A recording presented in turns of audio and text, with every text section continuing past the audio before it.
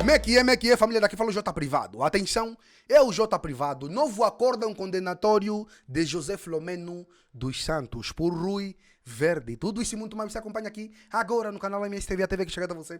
A TV que não bajula você, mano. E a família, segundo escreve aqui o site Clube Capa, por intermédio do Macangola, é isso mesmo, né? Novo acórdão condenatório de José Filomeno dos Santos por Rui Verde, tá a entender? No âmbito do processo 135/2020, o Pleno Tribunal Supremo preferiu a 29 de outubro último a decisão do recurso referente ao processo dos 500 milhões de dólares, em que tinham sido condenados José Filomeno dos Santos por 5 anos de prisão, filho do antigo presidente de nome José Eduardo dos Santos, e ainda Walter Felipe, antigo governador do Banco Central, por 8 anos de prisão, Jorge Samala Buli Manuel, por 5 anos de prisão, alto funcionário do Banco Central. O acórdão confirmou na plenitude a decisão da primeira instância. Fonte Macangola, e o site que estamos aqui é o site clubecapa.net. Vamos lá ouvir aqui a matéria completa. Um comentário sobre o acórdão tem forçosamente de começar pelos aspectos formais. O acórdão tem 84 páginas e 4 assinaturas, e mais à frente constam 4 votos de vencido. Na verdade, o acórdão revela 4 votos a favor e 4 votos contra. Há um empate. Aparentemente, o presidente do Tribunal Supremo terá utilizado um voto de qualidade para promover o desempate. Poderá haver sérias dúvidas sobre a validade desta decisão. Na verdade, o Código do Processo Penal, CPP, a propósito da elaboração do acórdão de um julgamento exige que se forme uma maioria para a determinação da decisão. Ver, por exemplo, a propósito dos tribunais coletivos, o artigo 414º. Nessa medida, constatando-se um empate, não existe a maioria necessária e, logo, não haverá decisão.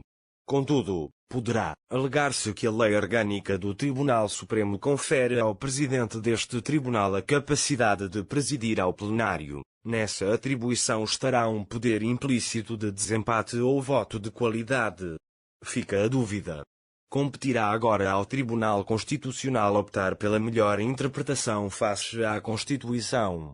Embora seja salutar haver votos de vencido e disputas intelectuais entre juízes, não deixa de causar consternação ver, num caso destes, o Tribunal Supremo partido a meio. Voltando ao acórdão, há 3 aspectos que merecem atenção e colocam em causa a sua coerência substantiva. A primeira questão liga-se à pena de Walter Felipe. Continua sem se perceber como é que este cometeu simultaneamente um crime de burla e outro de peculato, quando na verdade estes tipos criminais são 2 faces da mesma moeda, sendo distintos pelo facto de o agente criminoso ser funcionário público ou não. Ora, se bem se entende o acórdão, Felipe vai condenado pelos 2 crimes, sendo-lhe aplicada a pena mais elevada, 8 anos de prisão. Quando os juízes afirmam que os mentores deste projeto foram os arguidos Jorge Galdens, José Filomeno, página 48. Se foram outros os mentores, não tem sentido que seja Felipe a receber a pena mais pesada. A segunda questão liga-se à carta supostamente enviada pelo antigo presidente José Eduardo dos Santos ao tribunal e ao envolvimento deste na operação. O tribunal despacha o assunto rapidamente, invocando os artigos do 126º e do 130º do Código do Processo Penal, considera a carta ilegal e, por isso, não pode ser tomada em consideração. Não nos parece que este formalismo resolva a questão. É claro, a partir dos vários depoimentos, que houve um envolvimento e a autorização, mesmo que informal, por parte de José Eduardo dos Santos nesta operação. Esse envolvimento deveria ter uma de 2 consequências: a instauração de um processo-crime contra o antigo Presidente da República, que seria o corolário lógico destas condenações, ou a atenuação significativa da responsabilidade penal dos arguidos. O que não é aceitável é que tudo se passe como se este processo não tivesse tido o acordo e empenho de José Eduardo dos Santos. Sendo claro que tal aconteceu, é necessário retirar as devidas consequências jurídicas. Existe uma terceira questão que levanta perplexidade, já que o tribunal pura e simplesmente viola a lei descaradamente, justificando essa violação com um arrazoado judicial filosófico muito interessante, mas que não pode ter lugar num acórdão. O atual artigo 399 do Código Penal determina que, quando a coisa furtada for restituída ou o prejuízo causado pelo furto inteiramente reparado, até à publicação da sentença ou do acórdão em primeira instância, extingue-se a responsabilidade criminal, mediante a concordância do ofendido e do arguido, sem dano ilegítimo de terceiro. Este artigo aplica-se ao crime de burla, em virtude do artigo 423º do Código Penal. Por sua vez, o princípio do tratamento mais favorável ao arguido íncito no artigo 2º do mesmo Código determina a aplicação destas normas ao caso concreto destes arguidos. O que isto quer dizer é muito simples: se o prejuízo for reparado, não há crime. Ora, no caso concreto, tanto quanto se entende, todos os prejuízos significativos foram reparados. Página 70. Portanto, a responsabilidade criminal relativamente ao crime de burla extinguiu-se. Note-se que a lei fala em restituição ou reparação. No caso específico, uma parte foi restituída pelos arguidos e outra pelo próprio banco inglês. Seja como for, houve restituição e o prejuízo foi reparado. Portanto, o tipicismo próprio da norma exculpatória está verificado e, nesses termos, o crime de burla deve pura e simplesmente cair. Não é já possível o procedimento criminal.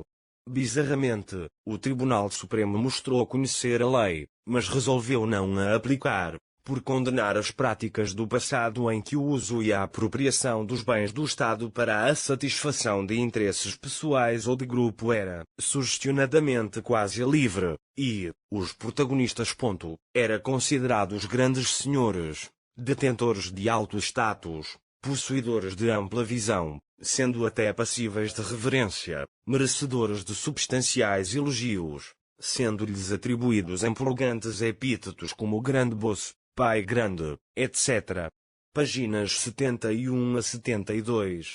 Não deixando de concordar com a filosofia e apreciação fáctica apresentada pelos ilustres conselheiros, o certo é que estas afirmações não justificam a derrogação da lei, nem têm lugar num acórdão. Na verdade, o tribunal só tinha de verificar os prejuízos reparados e declarar o procedimento criminal extinto quanto ao crime de burla, eventualmente alertando o legislador para as consequências desta norma. Temos defendido sempre que o combate à corrupção lançado pelo presidente João Lourenço deveria ter sido lançado em simultâneo com uma reforma do sistema ou saneamento do poder judicial. O poder judicial angolano está a ter manifestas dificuldades em lidar com os grandes casos de corrupção, e deveria ter sido preparado para eles atempadamente. Aliás, Angola já tinha o exemplo de Portugal, onde a magistratura judicial e os tribunais têm sido incapazes de tratar, em tempo útil, os grandes casos de corrupção. É a nossa convicção que é fundamental criar uma estrutura judicial própria e legislação específica para lidar com os casos de grande corrupção, megaprocessos em que há demasiados interesses envolvidos e nos quais é necessária uma autovigilância constante e uma destreza judicial inatável. E a família, o vídeo de hoje foi esse. Se vocês curtiram, sabe o que fazer, se inscreva no canal, ativa as notificações, partilha o vídeo e comenta porque está uma notícia. Vocês não sabiam, estão sabendo a partir de nós, então é notícia. A nossa campanha para aprender a família dos Santos, para aprender a família Neto, a família de Ele continua. Os nossos contatos para parceria, divulgação e denúncia estão na descrição dos nossos vídeos. Crie a sua própria opinião, que é muito importante. É tu Mudieto, é tu Muela. Até o próximo vídeo. MSTV, a TV que chega até você, a TV que não bajula você, maniga.